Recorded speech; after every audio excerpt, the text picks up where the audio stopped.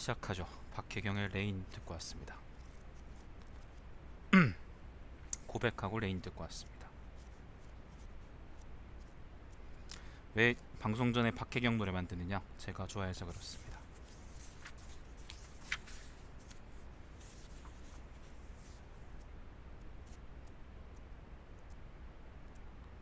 어디까지 읽었지? 지난번에 인간새 읽었죠? 인간새. 네, 안녕하세요. 장전의 편을 이제 오늘 다 읽을 수도 있고 덜 읽을 수도 있는데 일단 한번 노력해보죠. 자, 지난번에 인간새 읽었습니다. 처음부터 해서 이제 소요유, 재물론, 양생주, 인간새 이렇게 읽었는데 여러분은 저처럼 이렇게 제목들 외울 필요 없습니다. 그냥 그랬구나 하는 기억만 남아있으면 됩니다. 그지 양파야? 왜 깽판져 이 새끼야? 저 새끼 저거. 그 다음은 덕충부입니다. 덕충부, 그 다음은 대종사, 그 다음은 응제왕 이렇게입니다. 자, 덕충부는 덕이라는 게 무엇일까? 그러니까 도라는 게 무엇일까라고 생각하시면 됩니다. 덕이나 뭐 도나 뭐 그게 그거죠. 덕이 충만하다 뭐 그런 말입니다. 자, 노나라에 형벌로 발 하나가 잘린 왕태라는 사람이 있었는데 그를 따라 배우는 자의 수가 공자를 따르는 사람들의 수와 맞먹을 정도였다. 당연히 그렇지 않습니다. 왕태가 누군지 알 수가 없죠. 그 지난번 인간새에 지리소라는 사람이 나왔었죠. 그거 아마 기억하시는 분이 있을 겁니다. 지리소라는 사람이 몸은 온전치 못한데 어쨌거나 이제 사람들의 일에 끼어들지 않으면서 누릴 것은 다 누리면서 행복하게 살아가더라 라는 걸 한번 예로 든 적이 있었었는데 덕충부에는 이런 사람들이 여럿 나올 겁니다. 결국 왕태도 이제 지리소하고 비슷한 부류의 사람이다 라고 생각하시면 되겠습니다. 자, 상계가 공자에게 물었다. 상계라는 건 뭐 사람 이름이겠죠. 왕태는 형벌로 발이 잘린 사람입니다. 그를 따라 배우는 자가 선생과 함께 노나라 인구를 둘러갖는 형편입니다. 그러니까 엄청 많이 따른다 뭐 그런 말이죠. 그는 서 있어도 가르치는 건 아니고 앉아 있어도 노다는 것은 아닌데 빈 마음으로 갔던 자가 가득 차서 들어옵니다. 본래 말없는 가르침이라는 것이 있어서 겉으로 드러나진 않아도 마음이 완성된 자일까요? 그는 어떤 사람인지요? 라고 물었습니다. 여기서 공자나 혹은 뭐 상계는 누군지 모르겠는데 이런 사람들은 전부 다 역사 속의 실제 인물들하고는 거리가 있는 사람들이에요. 다시 한번 말씀드리지만은 장자가 이런 걸 되게 잘 쓰는데 장자가 자기 이야기를 하기 위해서 그 일부러 이제 끌어온 사람입니다. 왜냐하면 완전하게 가공의 사람들을 만들어내면 사람들의 몰입도가 떨어질 거 아니에요. 그러니까 공자가 이런 말도 했었나 뭐 이런 식으로 한번 그 관심을 끌어보는 거라고 생각하시면 되겠습니다. 자, 공자가 말했다. 그분은 성인이시다. 왕태를 얘기하죠.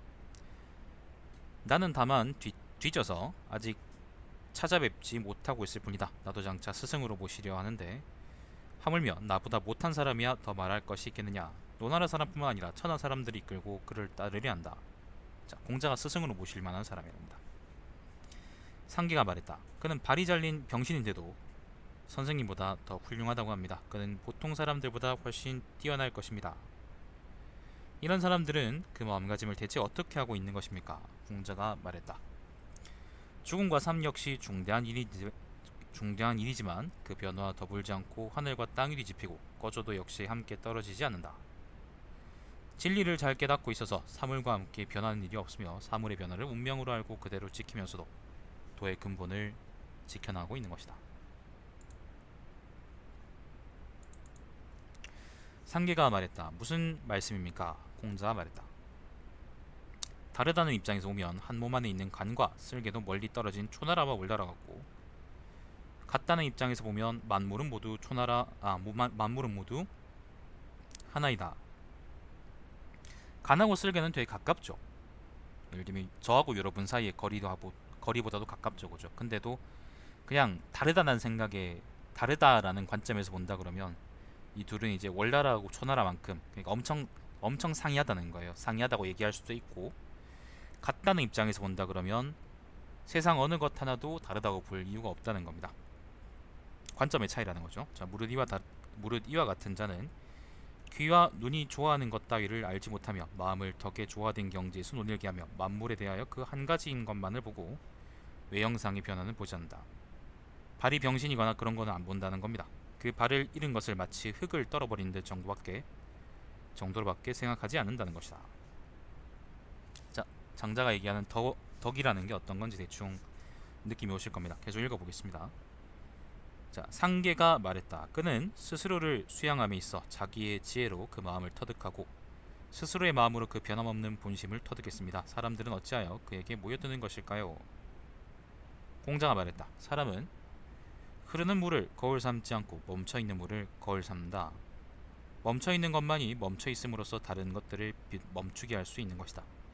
땅으로부터 생명을 받은 것 중에 오직 소나무와 잣나무만이 정기를 지니고 있어서 겨울이건 여름이건 푸르다. 사철 푸른 나무들 있죠.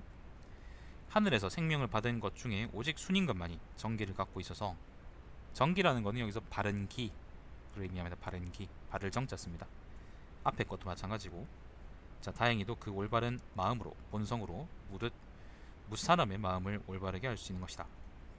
대저 도의 근원을 올바르게 보존하면 그 조짐은 세상 일에 두려워하지 않는다는 사실로 나타난다. 용사가 혼자서 용감하게 대군 속으로 쳐들어가는 일이 있다.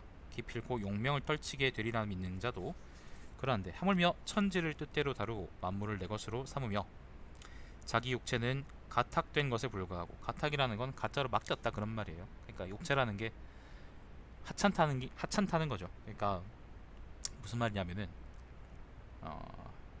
어떻게 얘기를 드려야 될까? 예를 들면 이제 팔 하나 잘리고 다리 하나 잘리고 이런 것들은 사실은 중요하지 않다 그런 말인 거죠. 앞에 거하고 연결해서 보자면요. 암과 알지 못하는 것을 한 가지라 여김으로써 마음이 죽어버리는 일이 없는 사람이야 어떠하겠느냐. 그는 또 나를 가리어 이승을 떠나려 하고 있기 때문에 왕태이기하는 거죠. 사람들이 그를 따르는 것이다. 그가 감히 사람들을 모으려는 따위 생각을 어찌하겠느냐. 자, 아까 이어서 왕태기가 이어지는데 이 이야기도 보시면은 장자가 생각하는 덕이라는 게 도조고, 결국 도라는 게 어떤 의미인지 잘 드러나죠. 예를 들면 다리 잘린 사람들을 장자가 존경해서 이렇게 얘기하는 거겠습니까? 그런 건 아니겠죠. 마음이 속박되지 않은 사람을 여기서 덕 있는 사람이다라고 얘기하는 겁니다. 안녕하세요. 자, 그 다음 읽어보겠습니다. 자, 이번에는 왕태가 아닙니다. 신도가 사람 이름입니다. 신도가는 다리가 잘린 형벌을 받은 사람으로 정나라의 자산과 함께, 자산은 유명한 사람입니다. 백혼무인을 스승으로 모시고 있었다. 자, 스승 이름이 백혼무인이랍니다. 자산이 신도가에게 말했다. 내가 먼저 나가면 자네는 남아있어라. 자네가 먼저 나가면 내가 남아있을 것이다.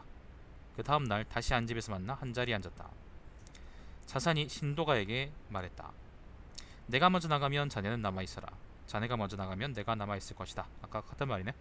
지금 내가 나가려는데 자네는 남아있어 주겠나 못하겠나. 또한 자네는 재상을 보고도 길을 비키지 않는데 자네는 재상과 신분이 같다는 것인가. 신도가가 말했다. 선생님의 문화에 본래 그 같은 재상이라는 것이 있었던가. 자네는 자네가 재상이라는 것을 즐기며 남을 업신여기고 있다. 거울이 맑은 것은 먼지와 때가 묻지 않았기 때문이고 먼지와 때가 묻으면 흐려진다고 했다. 오랫동안 현인과 함께 있으면 잘못이 없어진다고 했다. 지금 네가 소중히 여겨야 할 것은 선생님일 것인데 그 같은 말하고 있으니 잘못된 일이 아니겠느냐. 자산이라는 사람은 어떤 사람이냐면요, 정나라의 재상입니다. 옛날에 춘추시대의 정나라의 재상이고 공자하고 비슷한 시대 사람이거나 아니면 조금 더 앞세대 사람일 겁니다. 정확한 연도는 내가 잘 모르겠어요. 아무튼 공자의 기록에 노노의 그 사람이 나오는 걸 봐서는 아마 공자가 살았던 시대에는 공자가 알만한 사람일 겁니다. 자, 근데 노노에 나오는 자산이라는 거는 되게 공명정대하고, 그리고 뇌물도 안 받고, 우리 공무원들하고 다르죠. 뇌물도 안 받고, 그 다음에 되게 올바른 재상이다라고 공자가 얘기하는 사람인데, 그 사람에 대해서 이제 신도가라는 사람은, 되게 다리가 잘린 이 신도가라는 병신은 자산에 대해서 이제 니깐 놈은 재상이라는 권위만 믿고 설치는 놈이 아니냐라고 이제 얘기하고 있는 거죠.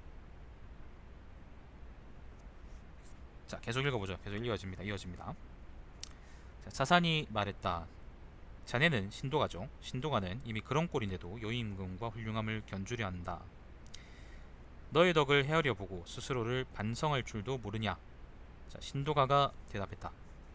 스스로를 잘못을 변명하며 발이 잘린 것이 부당하다고 하는 자는 많아도 그 잘못을 변명하지 않고 발이 있음을 부당하다고 하는 자는 적다.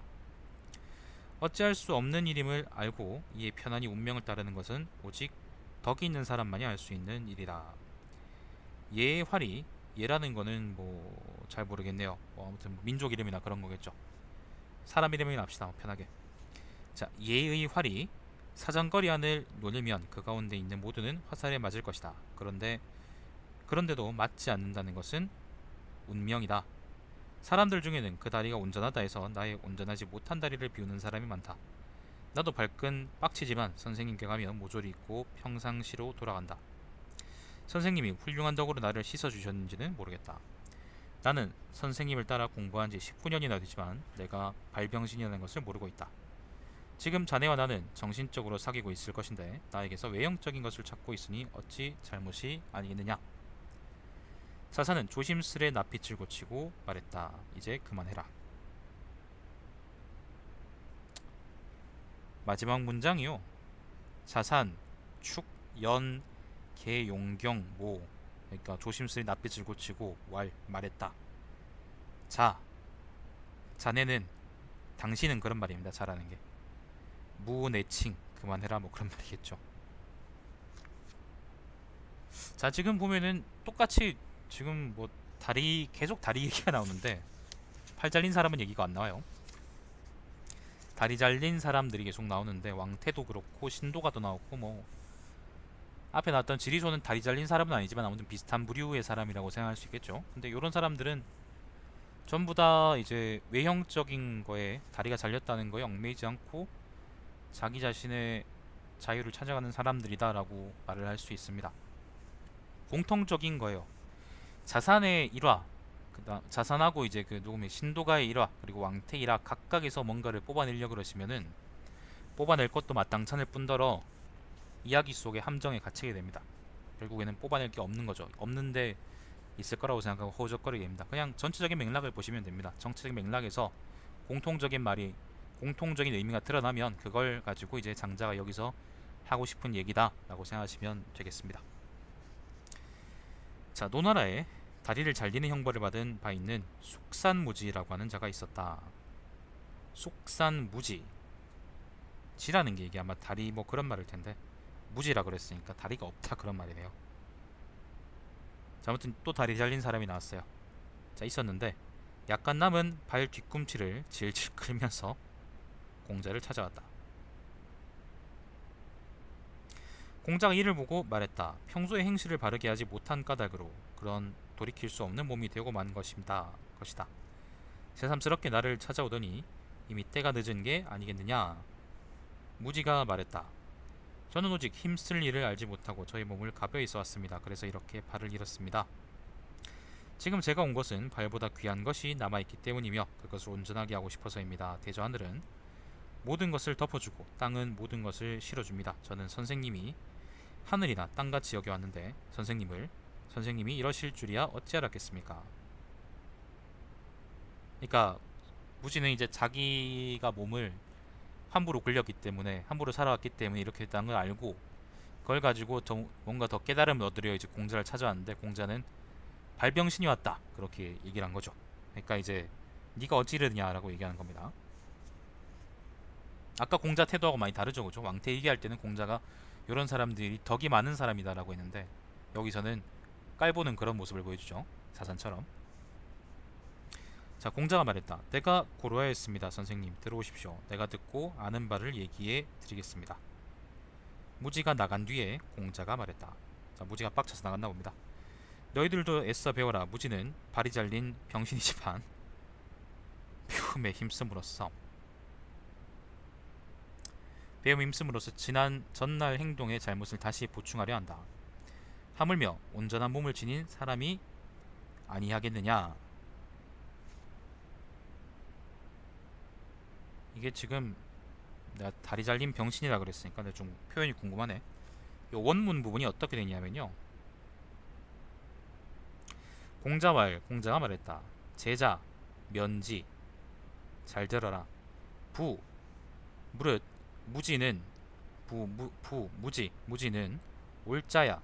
다리가 잘린 사람이다. 올자라는 게요, 다리 잘린 사람을 의미합니다. 예를 들면 소경이라는 게 귀머거리였나? 그것처럼 이제 각각 부르는 말이 있긴 있어요. 올이라는 거는 사실 춘추 전국시대 문헌에는 많이 나오는데 그 이후 문헌에도 이렇게 똑같이 나오는지 모르겠네.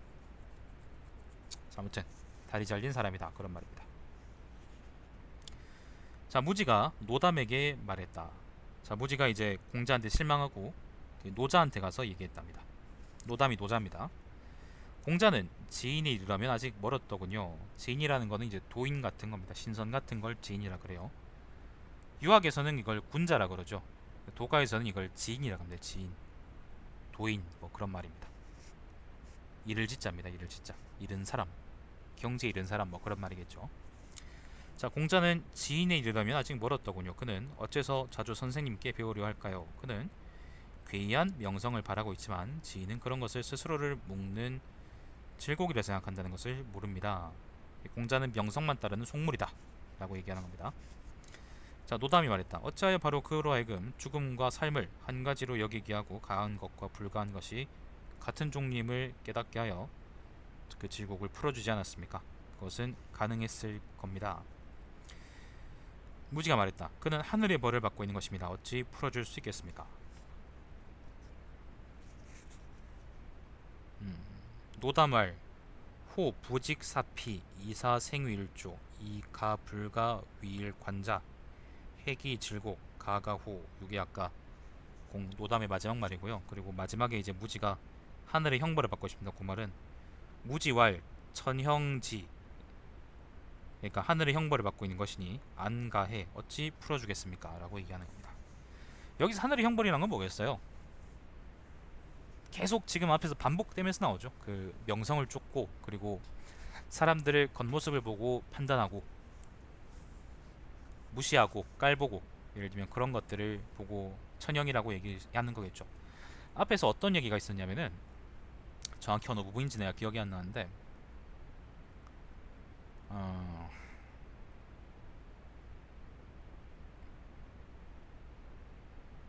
무슨 얘기였더라? 내가 무슨 얘기를 하려고 그랬지? 아, 그 예를 들면 그런 말이 있어요. 앞에 나왔었나? 제물론에 나왔었나? 그 원숭이 같이 나무를 잘 타는 애들은요, 나무에서 그 나무를 타다가 이제 그것 때문에 잡히는 거죠. 그리고 두더지 같이 굴을 잘 파는 거는 이제 굴을 파다가 그것 때문에 잡히는 거고요. 마찬가지로 새처럼 잘 나는 애들은 하늘을 날다가 이제 활로 잡히는 겁니다. 결국에는 여기서 얘기하고 싶은 게 뭐냐면은, 말로써 잘 싸우는 사람들은, 예를 들면 말로 이제 다른 사람들을 잘 이기고 논증하고 논박하고 그런 것들을 잘하는 사람들은 결국에는 그 말이나 그 사람들이 쫓으려는 명성이 족쇄가 돼가지고 그 사람들을 결국에는 파멸시키고 만다는 거거든요.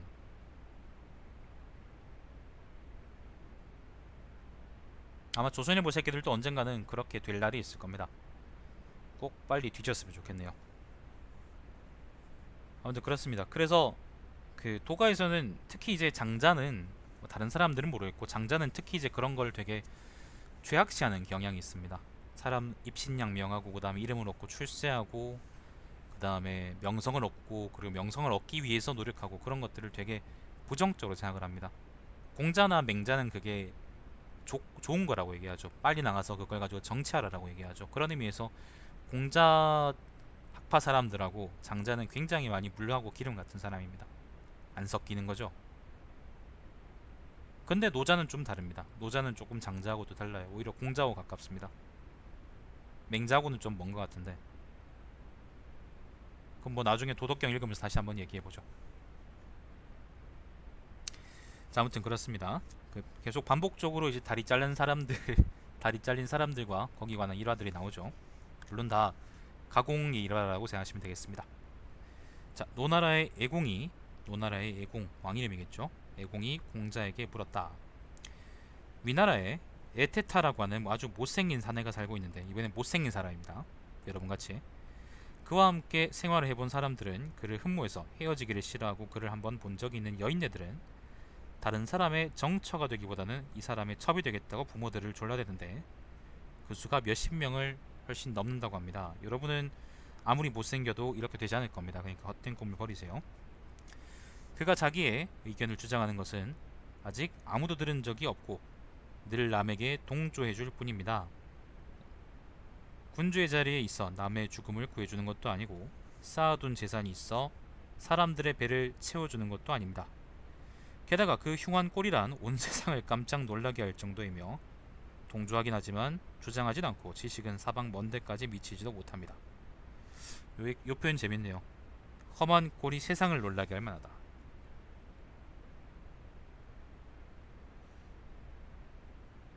이거는 한자 표현이요.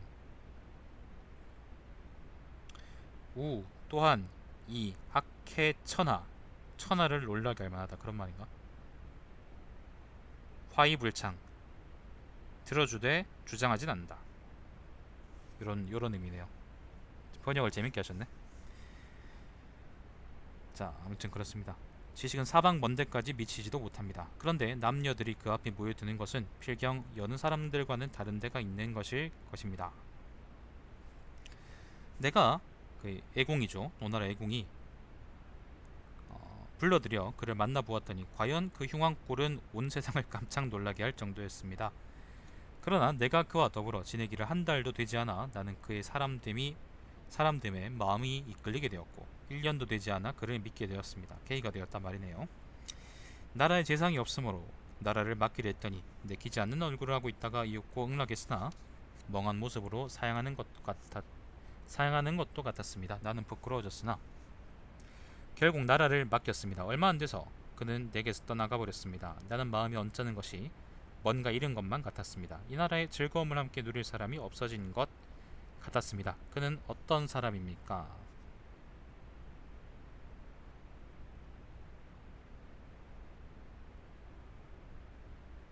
제 배는 다리 잘린 사람이 아니고 아주 못생긴 사람이 나왔습니다. 에테타라는 사람이 나왔어요.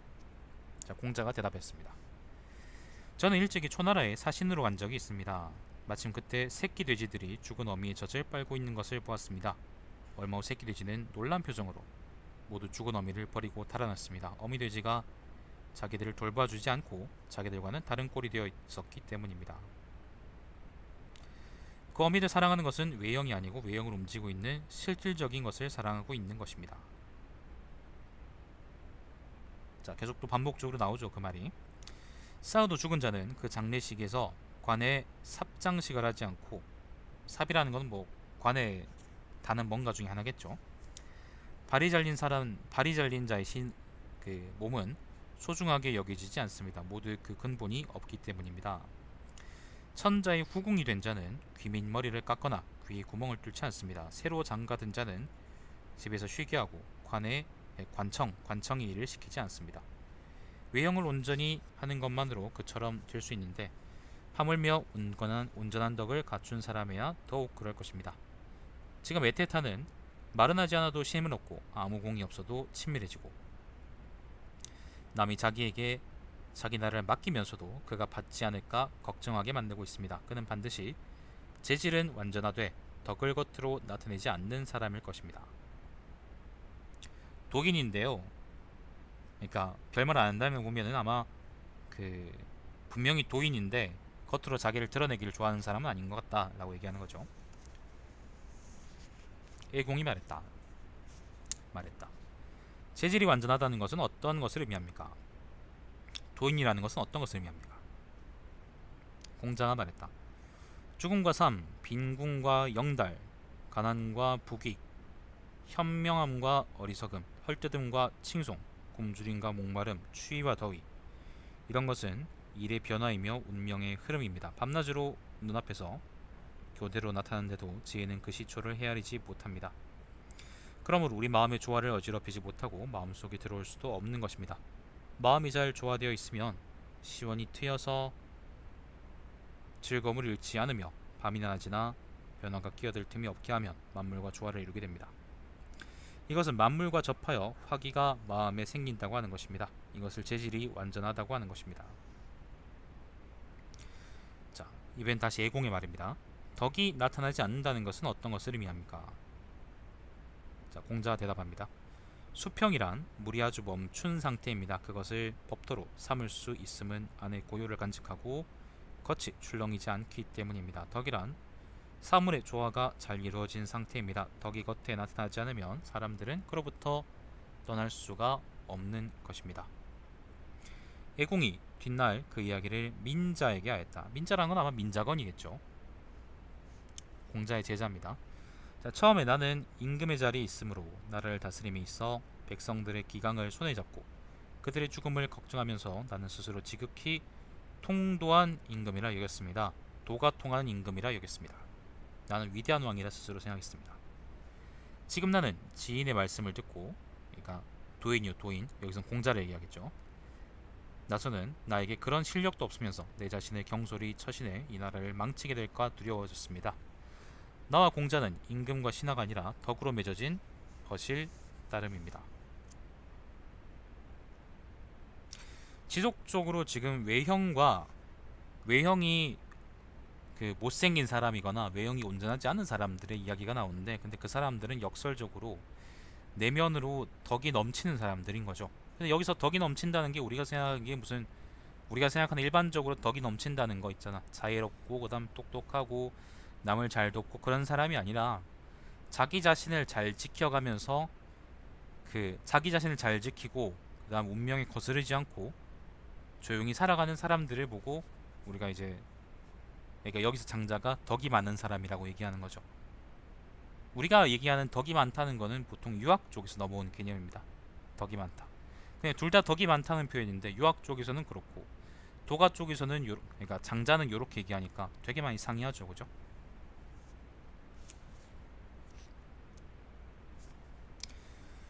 자, 이번에는 또 다른 사람입니다. 인기지 리무신, 인기지리 무신, 인기지리무신이네. 인기지리무신 사람 이름입니다. 인기는요 절름발이고요, 지리는 곱추입니다. 곱추, 등 굽은 사람. 무신은 언청입니다. 그러니까 인기지리무신이라는 거는 사람 이름인데 이거 장난으로 지은 거죠. 절름발이이자 그 다음에 곱추이자 언청인 사람이 있었다, 뭐 그런 말이죠. 자, 이것도 보면 멀쩡한 사람이 아니죠, 보면. 자, 요 사람이 위나라 영공에게 의견을 말했더니 영공이 기뻐했다. 그리고는 온전한 사람을 보면 그 복이 야위고 갸냘프게 보였다. 자, 옹앙대영이 제나라 환공을 만나, 제나라 환공은 옛날에 패자 중에 한 명이죠. 의견을 말했더니 환공이 기뻐했다. 그리고는 온전한 사람을 보면 그 목이 야위고 갸냘프게 보였다. 옹양대영이라는 것도 아마 그런 옹앙대영이구나. 옹앙대영은 뭐냐면은 항아리같이 큰 혹이 있는 사람을 보고 옹앙대영이란답니다. 그러니까 인기지리 무신이나 아니면은 옹앙대영이나 전부 다 멀쩡한 사람이 아닌 거죠, 외형이. 자, 그러므로 덕에 뛰어난 점이 있으면 외형 따위는 있게 되는 것이다. 그런 사람들은 그 잊어야 할 것은 잊지 않고 잊어서는 안 될 것은 잊고 있다. 이것을 참으로 잊음이라 한다. 이거는 이제 성망이라고 합니다. 성망 한자로 해서 성망이라 그러는데, 이런 거는 여러분 기억하실 필요 없습니다. 여자를 꼬시려 그러면은 2000년대 이전으로 돌아가서요, 1970년대 이럴 때로 돌아가서 현해, 성망, 뭐 도추 이런 말 내주시면 아마 되게 좋아할 겁니다. 요즘 TV에 나와서 이런 말 하는 사람들은 대부분 사기꾼입니다. 그런 말은 믿지 마세요. 자, 그러므로 성인은 마음을 자유로이 논일게 하며 지식을 화의 근원으로 여기고, 화라는 거는 불행이요, 예의 유범을 갓풀, 그러니까 악교라고 생각해서 도덕을 교제 수단으로 알고 기교를 장사 솜씨로 여긴다. 하찮은 것을 여긴다는 거죠. 지식이라는 것은 화를 불러오는 근본이고요. 그 다음에